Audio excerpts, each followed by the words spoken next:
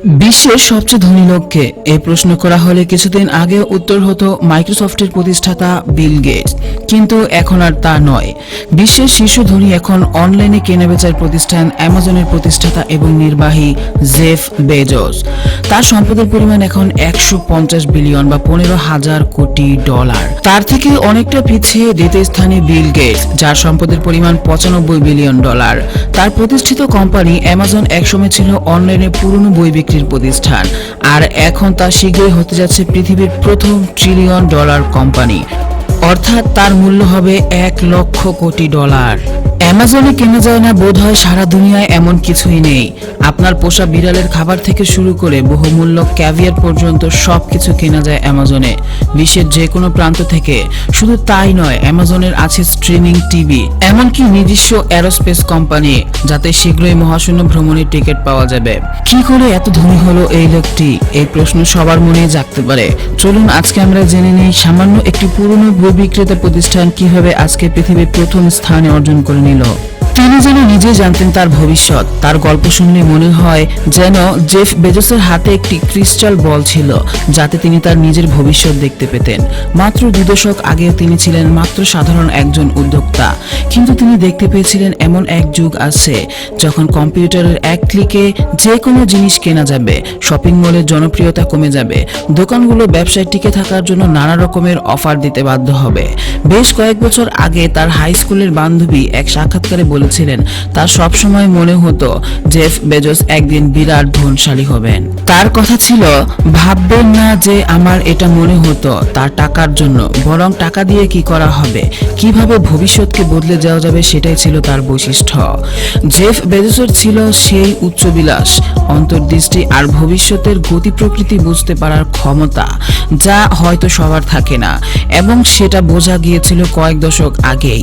তার জন্ম হয়েছিল 1964 সালে, কিন্তু তার 19 বছর হওয়ার আগেই তার বাবা মায়ের বিবাহ বিচ্ছেদ হয়ে যায়। এরপর তিনি বড় হন তার মা জ্যাকি আর দ্বিতীয় স্বামী মাইক বেজোসের ঘরে। এই মাইক বেজোস তখন চাকরি করতেন এক্সন কোম্পানিতে। তার আসল দেশ কিউবা, কিন্তু ফিদেল কাস্তো ক্ষমতায় আসার পর তিনি পালিয়ে চলে আসেন আমেরিকায়। জেফ্রি বেজোসের এক জীবনী লিখেছেন ব্র্যাড স্টোন। তাতে বলা হয় ছোট বয়স থেকেই জেফের আগ্রহ দেখা যায় বিজ্ঞান ও ইঞ্জিনিয়ারিং এর দিকে। 3 বছর বয়সে তিনি স্ক্রু ড্রাইভার দিয়ে তার খেলনা খুলে ফেলতে শিখেছিলেন। জেফ বেজোস যখন হাই স্কুলে পড়েন তখন তার গ্র্যাজুয়েশন বক্তৃতায় তিনি বলেছিলেন তিনি এমন এক অনাগত সময়কে দেখতে পাচ্ছেন যখন মানুষ মহাশূন্যে উপনিবেশ প্রতিষ্ঠা করবে। জেফ বেজোস ইঞ্জিনিয়ারিং আর কম্পিউটার বিজ্ঞান পড়েন প্রিস্টন বিশ্ববিদ্যালয়ে। তারপর তিনি নিউ ইয়র্ক গিয়ে চাকরি করেন কয়েকটি ফ্রিল্যান্স কোম্পানিতে। তার স্ত্রী ম্যাকেনজির সাথে এমনই পরিচয় হয় তার। বেজোসের বয়স যখন 30, তখন একটা পরিসংখ্যান চোখে পড়ে তার, যাতে বলা হয়েছিল ইন্টারনেটের দ্রুত বৃদ্ধির কথা। তিনি সিদ্ধান্ত নিলেন চাকরি নয়, নিজেই কিছু একটা করার চেষ্টা করবেন। বেজোস চলে গেলেন আমেরিকার পশ্চিম প্রান্তের শহর সিয়াটলে। তার নিজের জমানো কিছু টাকা আর পরিবারের কিছু সাহায্য, সব মিলিয়ে $1,00,000 বেশ কিছু অর্থ, এ ছিল তার বিনিয়োগ। তিনি 1995 সালে অ্যামাজন নামে একটি কোম্পানি চালু করেন অনলাইনে পুরনো বই বিক্রির জন্য। মাত্র 1 মাসের মধ্যেই তার ব্যবসা হু হু করে বাড়তে লাগলো। 1 মাসের মধ্যে অ্যামাজন যুক্তরাষ্ট্রের 50টি অঙ্গরাজ্যের সবগুলোতে এবং যুক্তরাষ্ট্রের বাইরে 45টি দেশে অর্ডার পাঠালো।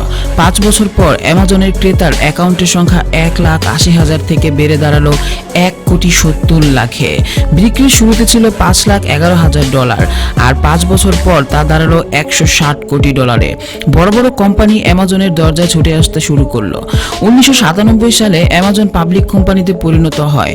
তার অর্থ উঠল $5,40,00,000। বয়স 35 হবার আগেই মিস্টার বেজোস হয়ে গেলেন পৃথিবীর শীর্ষ ধনীদের একজন। 1999 সালে টাইম ম্যাগাজিন তাকে আখ্যা দিল কিং অফ সাইবার কমার্স আর মনোনীত করলো পৃথিবীর সবচেয়ে কম বয়স্ক পিপল অফ দি ইয়ারের একজন হিসেবে। কি ছিল অ্যামাজনের ব্যবসার কৌশল? তার কৌশল ছিল তিনি অর্থ আয় করার জন্য অর্থ ব্যয় করতে কখনোই পিছপা হননি। অ্যামাজনে পণ্য বিক্রির জন্য তিনি ফ্রি শিপিং সুবিধা দিয়েছেন, দাম কমা রেখেছেন 23 বছরের মধ্যে 10 বছর ধরে, বার্ষিক লাভের কথা না ভেবে। কিন্ডল ইবুক রিডারের মতে যন্ত্র তৈরির জন্য বছরের পর বছর সময় ব্যয় করেছেন। অন্যদিকে আবার অ্যামাজন যেখানে যেভাবে সম্ভব টাকা বাঁচিয়েছে। অ্যামাজনের হেড অফিসে কর্মীদের গাড়ি পার্ক করার জন্য পয়সা দিতে হয়েছে, সরবরাহকারীদের সঙ্গে লড়তে হয়েছে, তারা ওয়্যার হাউসে শ্রমিক ইউনিয়ন প্রতিষ্ঠা বিরোধিতা করে গেছে। এবছর নতুন জুন মাসে অ্যামাজনের পণ্য বিক্রি করেছে $530 কোটি। প্রথম 3 মাসে মুনাফা করেছে $250 কোটি। অ্যামাজনে চাকরি করেন 5,75,000 অ্যামাজন। ভিডিওটি আপনাদের কাছে কেমন লাগলো তা আমাদের কমেন্ট করে অবশ্যই জানাবেন এবং ভালো লাগলে লাইক, কমেন্ট এবং শেয়ার করবেন এবং এমন সব রোমাঞ্চকর তথ্য পেতে আমাদের ইউটিউব চ্যানেলটি সাবস্ক্রাইব করুন। ধন্যবাদ।